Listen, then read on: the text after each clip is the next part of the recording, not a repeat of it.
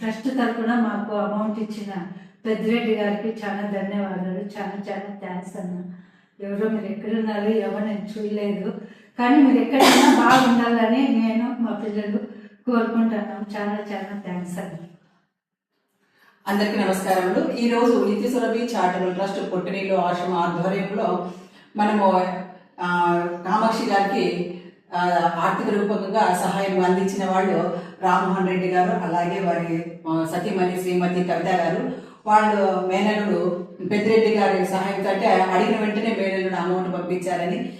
రామ్మోహన్ మాత్రము చాలా సంతోషంగా, మేడం మీరు ఇంతకుముందు ఇచ్చిన సరుకులు కూడా మా భార్య తెలిసిన వాళ్ళకే మీరు ఇచ్చినారు అని వాళ్ళు కృతజ్ఞత తెలియజేసుకున్నారు.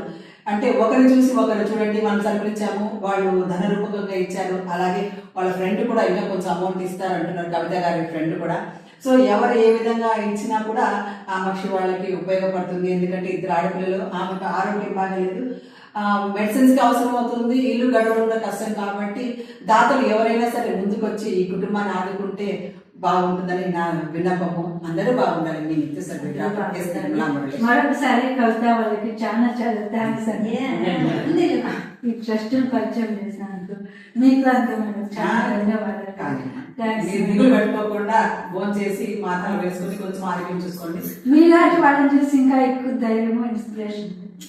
బాగా చాలా చాలా బాగా ఆరోగ్యం బాగా మెరుగవుతుంది. బాగుంటారు మీరు, పిల్లలకి తోడు ఉంటామని చెప్పాము కదా.